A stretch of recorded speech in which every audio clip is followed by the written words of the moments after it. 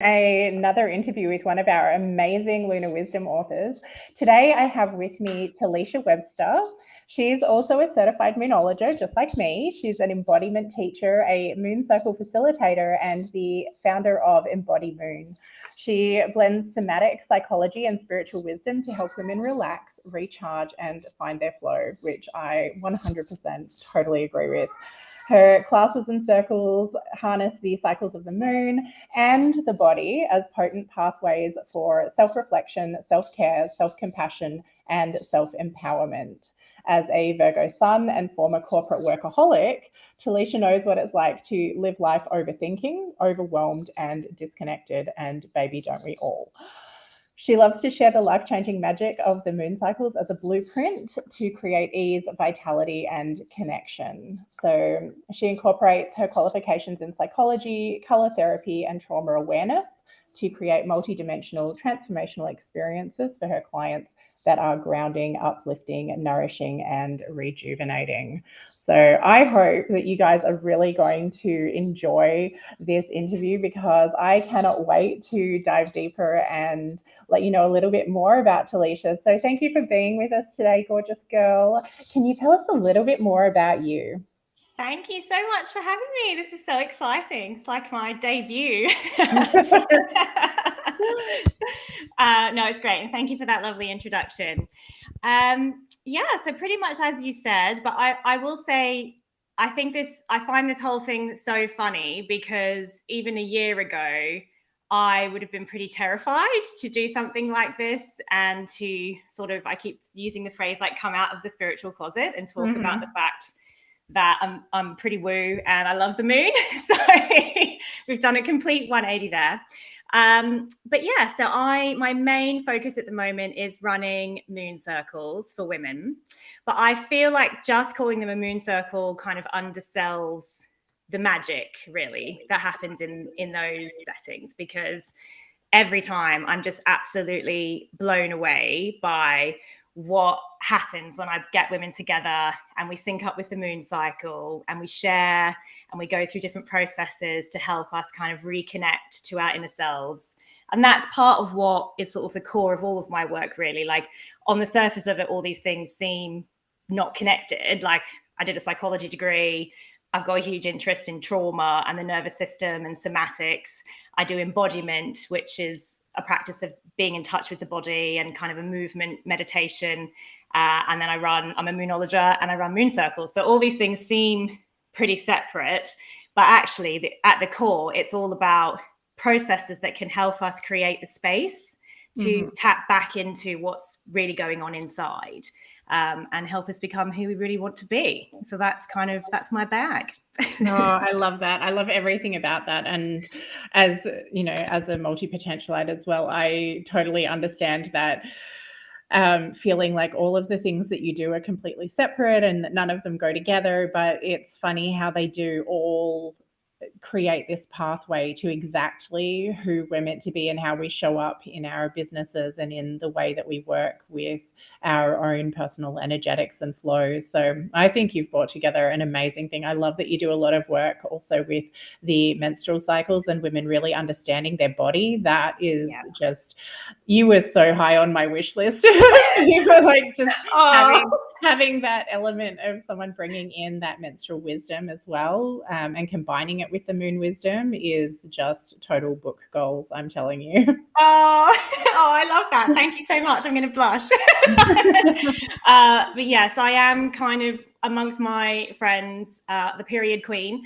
So, which I think I do touch on this in my chapter, but actually I've got to give a bit of a nod to my husband here, because the whole reason that I became interested in understanding the menstrual cycle was that he said to me, you know, he'd been tracking my cycle and was like, so I can time down to a T now when we're going to have fights or when you're going to be really sensitive, because like it's literally like day 19. Maybe you might want to look at that, because I was having at the time like pretty extreme PMS symptoms, basically. And that sent me down a whole kind of rabbit hole of understanding the energetics of a female body, both from an energy perspective, but also hormones, how that affects how we think, our emotional state, our physical state. It's like a massive thing. And when I learned about that, I was like, why am I in my 30s and only learning about this now? Like, no one taught me this.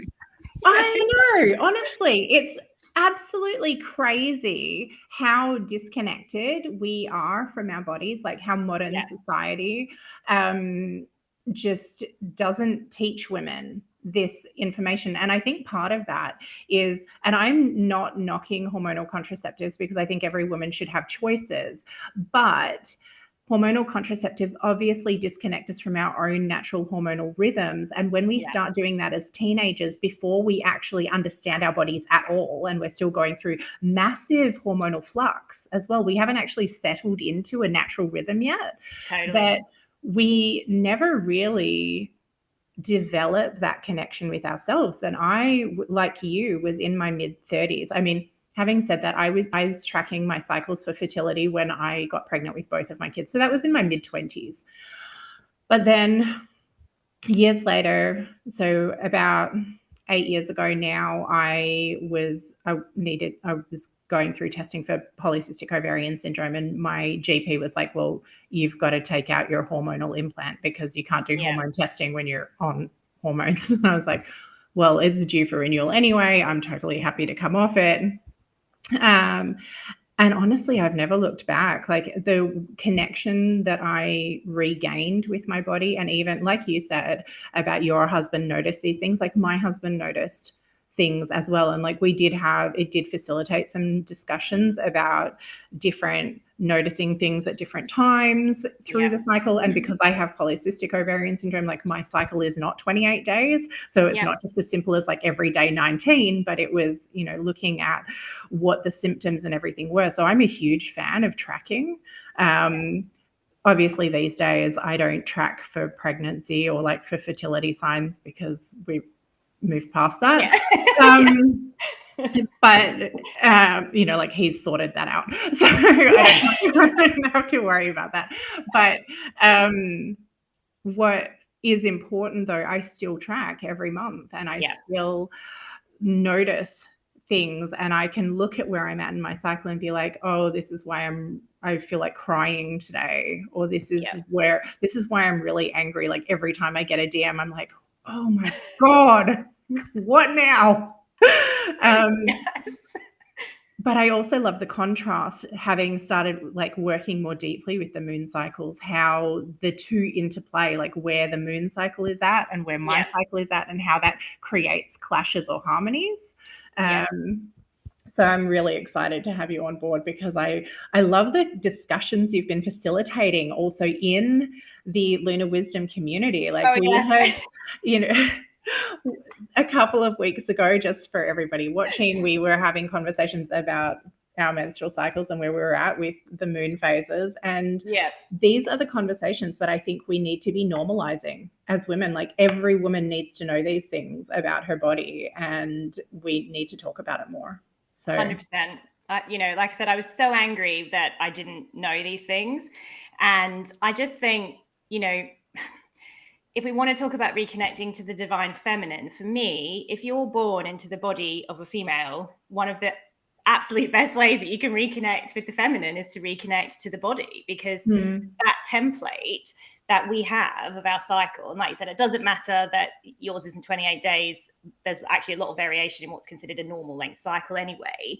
But that pattern, which is exactly what's mirrored with the moon, of starting in the lower energetic state at menstruation or new moon, waxing where the energy builds up to the full moon or ovulation, and then waning, reducing back down, energy changing and reducing back down to menstruation or back to new moon. I think I just can't understand why we don't know more about that. And as soon as that I found out about that, I've been able to leverage that in my own life just to make everything so much easier. Like I know if I'm going to be in my premenstrual phase, and especially if it's the premenstrual phase and a waning moon cycle, I'm probably going to be a bit tired. And maybe that's not the time to completely stack my social calendar with, things after thing after thing. And similarly, if I'm ovulating, and especially if it's synced up with the full moon as well, I'm just going to be like, yes to life, you know, throw everything at me. You know, it's fab. I just love it. Exactly. But that is what's so freaking amazing about it, is that it can be so good for your business, because you're like, well, next week is not going to be a really good time to be pushing podcast episodes or interviews or, you know, batching video content, because I'm just going to be like, no, today's not the day.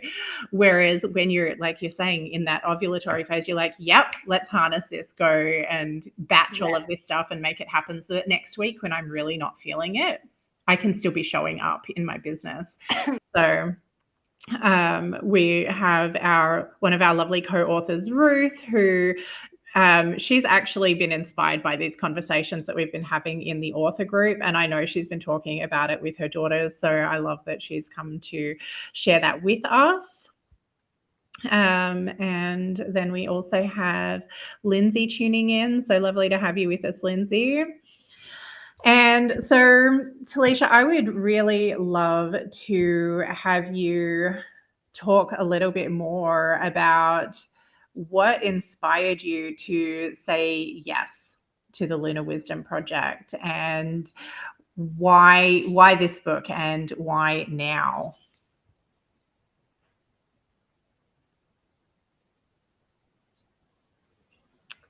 I think we might have just lost Telisha for a second, but I'm sure she will be back shortly.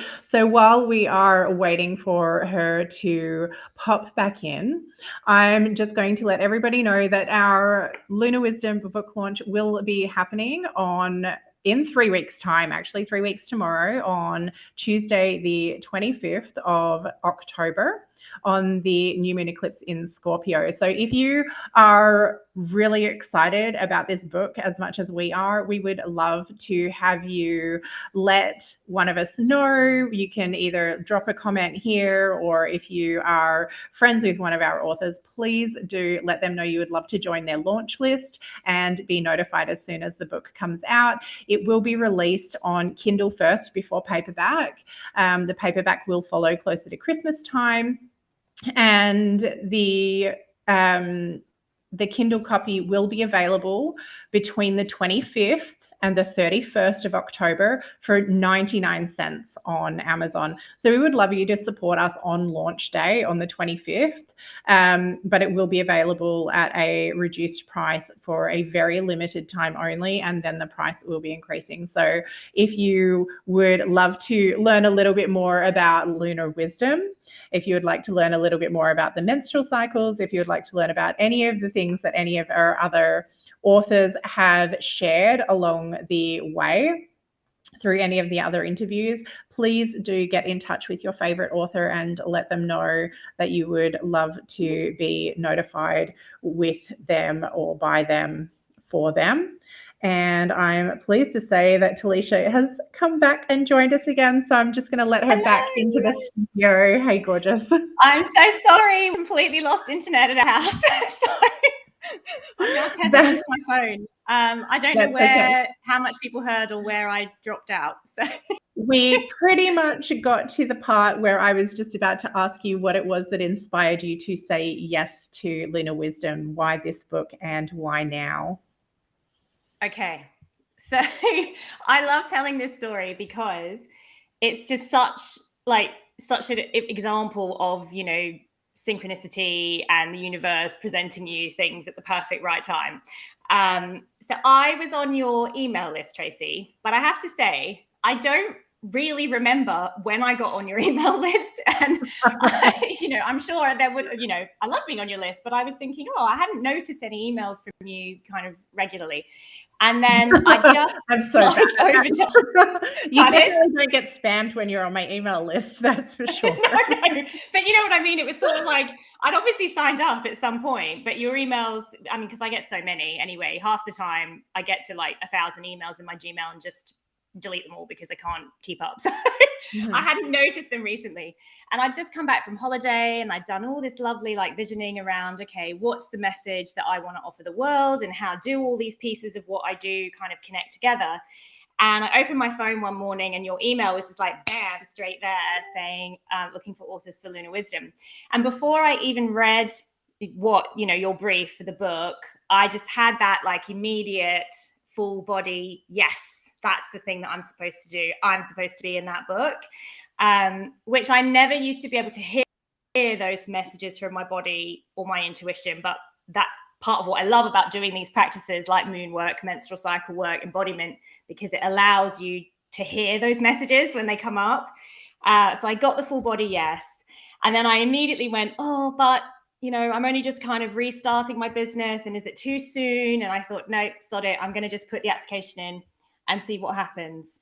And then we chatted and you said, come on board. And I was like, yay, hooray. So yeah, basically I said yes, because as soon as I saw the title and then when I read your brief, I just thought, I absolutely want to be part of this message. I want to be part of the movement of women who are bringing these ancient practices back to the forefront. And I think it's fabulous, because I've certainly noticed in the past few years that there's been a huge sudden resurgence in these topics, like out of nowhere, suddenly, Stylist magazine is running stuff on the moon, and we've got people on morning television here, like Kirsty Gallagher on morning TV in the UK, talking about her work with the moon. And it's like suddenly all come to the forefront. And these practices have just changed my life, so I thought it feels feels selfish almost not to share something that I think could help other women. That's been such a life-changing practice for me, and something that's easy but also fun. Like I think a lot of self-care practices, just to me anyway, feel like a real grind, like just something that I have to force myself to make time to do. But working with the moon, working with my cycle, working with my body, I never feel like that's a burden. I always look forward to it. It's something that just, felt like a beautiful divine practice. And, what could be more feminine than that? So that's why I said yes. I love that. I love that so much, especially what you're saying about so many self-care practices feel like a grind. Like you feel like you really have to push to do, like to schedule those things. Yeah. And I think part of it is probably because when we're disconnected from our cycles and we're trying to do the wrong things at the wrong time because we think that we're supposed to be doing them.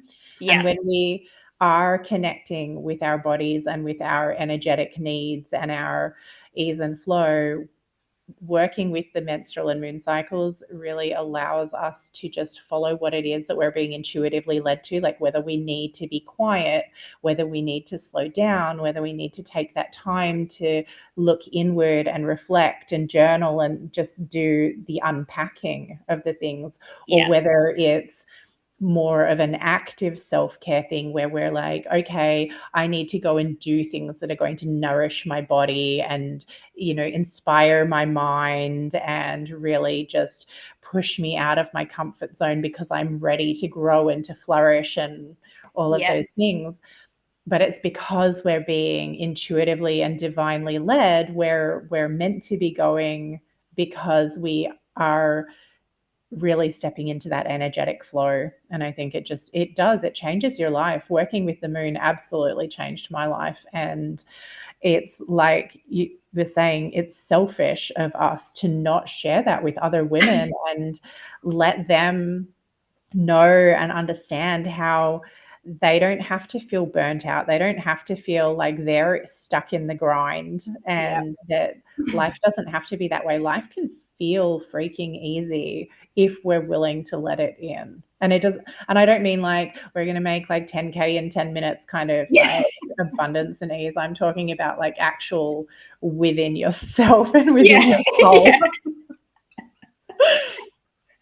Yeah, I 100% agree. And I think something that was really lovely that happened recently. So I had a bit of a break from running circles while I was finishing off some of my other certifications. And then I restarted them recently. And all my regulars were saying, oh my God, I'm so glad that you're running these again, because we've tried to find other things, that kind of replace this work. But it is quite unique and special. They all comment on how how life-changing it's been for them to have those reminders, even if it is once every 2 weeks, at the new moon and the full moon, to give yourself permission to stop and slow down and check in and say, well, what is it that I need right now?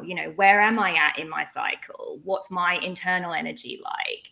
And what's the moon doing? Because I always say that those two things are like your internal emotional weather, that's your cycle. And yet the moon is like the external energetic weather. So if you think about how we plan our day-to-day life, well, especially in London where the weather is crazy, you would never even get dressed for the day without looking up, okay, is it cold? Is it going to be raining? Is it going to be sunny? What do I need to wear? Oh, I was planning a picnic today, but it's going to rain, so maybe I won't do that. Maybe we'll change our plans. And I think that's that same sort of thing, imagining the moon's energetics as an energetic weather and the menstrual cycle as your own emotional weather, just gives you more data, more options to know, okay, if I'm in my menstrual phase, I'm probably going to be tired. So let's tap into that. And it just makes everything feel so much easier, And like you said, it doesn't mean we're never going to have any negative things happen or we're never going to have tricky emotions, but it's just a way for us to be able to predict those things, make space for them and acknowledge and accept them. Because fighting against, if you're knackered and then you try and do a CrossFit class, it's not going to go well, is it? No, but it's also like what you're just saying about once we recognize, another conversation that's come up in the author group before, and I've talked about it separately, is the quarter moons. And how there are always this time when there are energetic clashes. And for me and for a lot of the clients that I work with, it often tends to be the first quarter moon is the external clashes. It's like when you end up having a run-in with, your partner, your boss, your kids, you might get an unexpected bill in the mail, you have it, like an accident, or like all of the things that seem to happen around the first quarter moon. Whereas the third quarter moon seems to be more of those internal clashes. It's who am I to be doing this? What's the point? I don't have what it takes. It's like all of the imposter syndrome and everything seems to show up in the third quarter moon, which, is very waxing, waning cycle aligned. But it's funny because once you are synchronizing with the moon cycles and you have those clashes, like I know one of the other authors has commented on this, and I've experienced this myself as well, where she's like, oh my God, my husband and I got into it. And she's like, and then I looked out the window and it's the fucking first quarter moon. But it was then that whole, okay, that's fine. I can release that because it's not actually just that we're having this fight and it's going to shatter my world because, everything's going wrong. It's like, okay, yeah, I get it. No problems. Yeah. Deep breath. Breathe. This is going to be over in a day or two. Keep going. It's so true. And I'm like, that even happened with me the other week, right? Where I was like in one of our calls freaking out about my chapter and you were like, it's quarter moon, remember? And I was like, oh yeah, okay, yeah. Let's just wait a few days. That'll be fine. Yeah. And there's something so reassuring about it because it is that whole remembering that all of these phases will pass. Yes. Right? That we're not going to be stuck in the imposter syndrome together, or we're not going to be stuck in the weeds, arguing for forever that things are going to smooth out again, or we're going to feel good again. The sun's going to come out again and shine again. All of those things. I think that's such an important message of any cyclical work. And I think there's sort of two parts to that, because I spent a lot of my life avoiding those sort of lower energy, what we might perceive as more negative states, like the premenstrual stage. What we tend to be a bit more strong men, we can be a bit more cranky, we can be critical, just as like what happens with the waning side of the moon, right? And I think a lot of us also try to cling on to what we think are the positive states, the fun, high energy, waxing part of our cycle. And I certainly, before I found this work, I could feel that shift happening energetically, where I would be shifting out of my kind of pre-ovulatory and ovulatory, and then going into that premenstrual phase. And I would have this response in my body, like, no, I want to stay here. But nothing in nature does that. It's not spring and summer all year round. Flowers don't bloom all year round. Like those lower energy states, the waning part of that cycle, our autumn and winter phases, are just as important for all animals, all nature, harmony on earth, basically. So when I kind of like got my head around this cyclical thing, it made me just so much more accepting, and I was able to be so much more compassionate as well towards myself. So when I was feeling a bit more tired or a little bit more withdrawn or not feeling like socializing or, having those internal criticisms come up for myself, I was just like, okay, this is normal and natural and makes sense for where I am in my cycle or what the moon is doing, rather than beating myself up for, last week I was like really happy and now I'm, feeling a bit tired. So that's what I mean. I just feel like it's such important information for everybody to know. And yes, my work, I mostly speak to women, but I am raising a son. So, I do think that men need to understand as well, because most men have got some women in their life, even if that's their own mum. So yeah. And I've got a son as well. He's nearly 17, and I have a 14-year-old daughter, and it is one of those things that I think we have been so conditioned to shield men from, because it's so taboo. Like, we don't talk about it because it's disgusting or it's too much information or we should be ashamed of it. And like all of the things that are actually so wrong about this whole process and that do keep us disconnected from exactly who we are and everything about ourselves. But one of the best things, I think, about knowing this stuff and allowing the men in our lives to know and understand it is that it actually facilitates a much deeper connection and intimacy, because it removes a lot of the boundaries and barriers to understanding why we are behaving the way that we are, or what our emotional needs are. And it's like, well, instead of just being, oh my God, she's so freaking clingy, it's like, okay, she's in this part where she just really needs to be nurtured, right? Or like, oh my God, she just doesn't even want to be near me. She's just like, back the fuck up, buddy. It's like, okay, yeah, that's fine. Just going to give her a little bit of space. This isn't about me. Yeah, it's true, right? It gives you like a common language, and it like to understand what is ultimately a shared experience.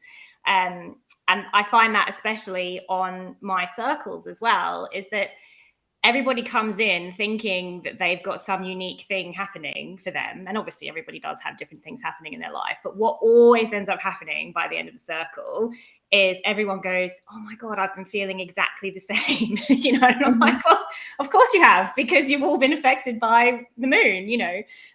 It's powerful enough to create, the waves. So, and our bodies are 70% water. Of course it's going to affect us.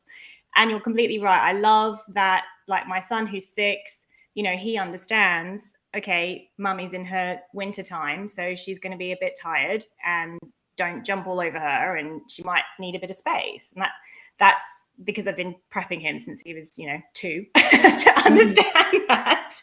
And I think, cool, that can be my contribution to the world, is that I can, when he's a, grown up man who hopefully won't be too ashamed or embarrassed or disgusted by these topics, and will understand, because of course, like I said, all men have some women in their life, and this is something that affects all women. So why should it be taboo? We should just understand that to make everybody's life so much easier. Totally agree. And this is the thing, there's that saying, hurt people hurt people. Yeah. And the thing is that women have been hurt in so many ways, like disconnected and made to feel ashamed and whatever, that we perpetuate these negative cycles by shielding and hiding these things, which then facilitate men, when they're grown, from again feeling the same way and oppressing our connection with the divine. And it just like, it's the more that we are reconnecting with the divine feminine, and the more that we are breaking these generational cycles of taboo, and the more that women are reconnecting with each other and recognizing that it's not just these individual things, that we're alone, coming back and creating community, coming back and finding support, coming back and recognizing that these are perfectly natural parts of our womanhood and our history, and just everything about it, not only makes us, like, when we're more compassionate with ourselves, as you said, like, we can be more compassionate with others, but we also teach others to respect us more because we're respecting ourselves. Yes, 100%. Yeah. If we can't give ourselves what we need, then how can we expect anybody else to do that? And half the time, there's like a step before that. If we don't even know what we need, because a lot of the time we just know we don't feel good, right? Or we're not happy or whatever, but we can't put our hand on why. Like, you know, on the surface, maybe we've got all the things that society told us that we should have to be happy. You know, we've got a job, we've got a family, we've got, you know, whatever. And we're still not feeling good, or we're feeling overwhelmed or burnt out or just disconnected. So if we've got to be the ones to take control or take back the responsibility and the power of understanding our own needs, putting ourselves first with those needs. And then, as you said, that the natural side effect of that is that we can communicate those needs better to other people, and other people will respect those needs because they can see that we're, you know, walking our talk. So yeah, I think it's such an important part. You know, all the practices that I share are really about that. It's about figuring out, like, what the heck is it that I even want? You know, or what's going on in my life, in my body? You know, which sounds like such a basic question, but obviously isn't. You know, it can be quite an existential thing for a lot of women. And I love what you said about community as well, because if you think back historically, you know, we wouldn't have really lived the way that we live right now. Like, we would have lived a lot more tight-knit communities. Women particularly would have had kind of multi-generational groups where we would share responsibilities and, you know, transfer knowledge and help with child rearing. And now we're not living like that. We're living very disconnected, often apart from our families. Friends move all over the world. You know, we live, most people, primarily in cities, so we're not necessarily even that connected to nature a lot of the time. So it's quite a lonely, isolating, not normal experience for humans, really. And that's part of what I love about women's circles, is that it does, as soon as you come into the space, you feel like, oh, this is what it's supposed to be like, you know. It's that feeling of coming home. Sorry? It's that feeling of coming home. 100%. Yeah. And it's really hard to explain that to people until they've just tried it out. And then pretty much everybody says, oh, wow, you know, that really did feel different. It felt different to just catching up with my friends at the pub, or, you know, whatever, which that's fun too. Don't get me wrong. I still enjoy that. But it absolutely does feel like coming home to how we're supposed to be, how women are, you know, how easy it can be, how supportive it can be for women to relate together in that way, and coming home to ourselves ultimately. That's you know, part of my message, all about coming home to yourself, coming home to ourselves. So. I love that. And speaking about your message, so can you give us a little bit of a sneak peek about what story you're excited to share in your chapter? You don't have to give us all the details, but just enough to whet the appetite. Okay, let me think about it, because otherwise I'm just going to end up sharing the whole thing, because I'm such a chatterbox. I'm really, actually, if I'm being, you know, 100% honest, I am equal parts excited and equal parts a little bit scared about sharing this, because, you know, as I'm sure you've mentioned on some of the interviews with the other authors, a huge part of the book is sharing our own personal story with how we started working with the moon, right? What does it mean? What does lunar wisdom mean to us? And what does reconnecting to the divine feminine mean to us? So actually, I have found telling my story Much harder than I thought that I would, but also hugely healing and liberating as well. So I'm excited to get it out into the world now. And a huge part of what I'm sharing is about sort of coming out of the spiritual closet. It's my story of how these practices kind of came across, my awareness, where I was at in my life, which I wasn't in a great place. I was a new mum. I had a lot going on with trying to make that adjustment, juggle parenting and working and health issues and all sorts of stuff. And then over time, these practices came into my awareness, working with the moon, working with my cycle, connecting with other women, that experience of being held in a community. And it's my story really of how just softening into those practices and allowing that wisdom to really kind of infuse back into my awareness, totally changed my life. And, if you had said to me 5 years ago, you're going to be in a book about the moon and you're going to run moon circles and talk about all this stuff, I would have laughed at you, because I would have said, no way. There's no way that I would ever be confident enough to do that. I just would not have believed it. So these practices have totally transformed my life. Like, I feel like my life is so much more aligned now. I feel like I've grown so much more into who I came here to be. And that's part of what I'm going to be sharing. And then in my spell book section, I'll have some juicy practices for women who would like to run their own circle, because it doesn't have to be a sort of formal thing. You can just get together with some friends and tap into, the format of connecting with the moon and connecting with other women. And that can be really just divine supported practice. So that's what I'll be sharing. Absolutely. I love that. I think when women come together, like a circle is formed when there's one or more, like two or more women together in a circle. But I also think that we can create some of those practices. Like, if you don't have somebody that you can practice those things with, you can also do it on your own as well, and like adapt it to just your own personal connection. But the internet has really changed things up. I mean, even online moon circles really can create a tidal wave of change and connection. That I guess that energetic gridding across the globe is so incredibly powerful as well. Yeah, and that's true. I mean, most of my circles are online at the moment, just because I found a lot of these things during COVID, actually. So there was no real option to do them in person, or, things with the rules were changing all the time in the UK. So it was easier to just stick online. But actually, in-person circles are beautiful as well, but you do get some benefits of doing them online, which is you get to be in the comfort of your own home. And for our nervous systems, actually, that's really supportive, because that's where we feel safe anyway.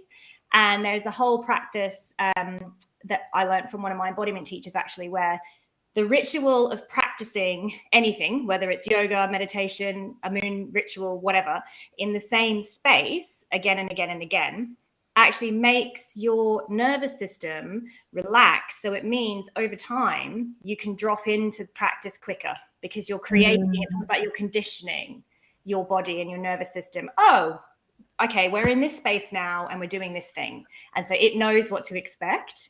And it's a beautiful thing, because then it means that you're not having to work against any internal resistance. You don't have to spend so much time just trying to, forget about the day or get rid of any stress you've got that you're carrying. You just, that ritual regularity of it being every 2 weeks for a start, but also in the same place in your own home, actually gives you some extra juicy benefits of being able to drop in.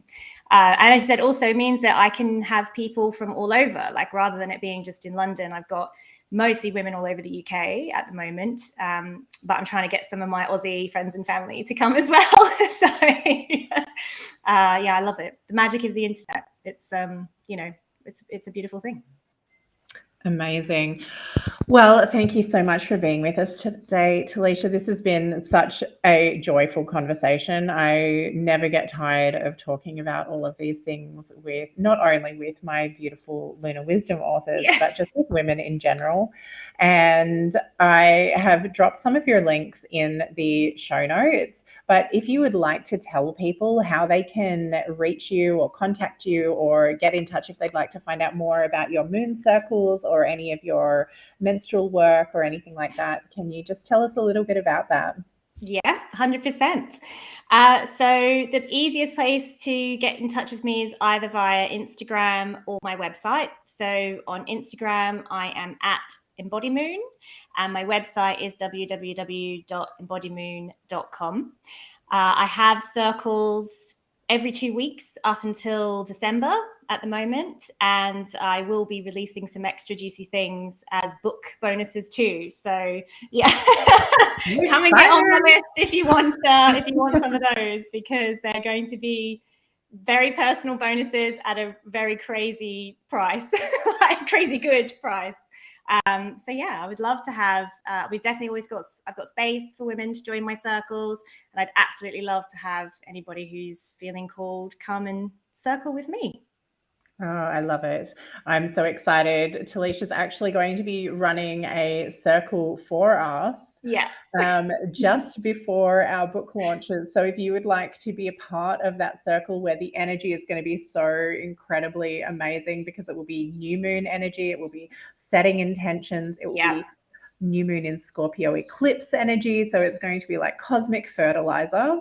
Yeah. And if you want to like set some powerful intentions for the month, the season, the year ahead, this is definitely one circle you are not going to miss. So make sure that you hit Telisha up and find out all about how you can be with us in that space and really getting your whole year ahead planned out energetically and just enjoying the sense of community, because we're all going to be there and we are all going to just be really leaning into this divine feminine ease and flow. So love it. So excited. Me too. So thank you so much, Telisha. It has been absolutely amazing. If anybody would like to get in touch with Telisha, please do make sure that you follow her on social media. And we look forward to you supporting us in our book launch in 3 weeks' time. Yay! Thank you so much for having me, Tracy. Thanks.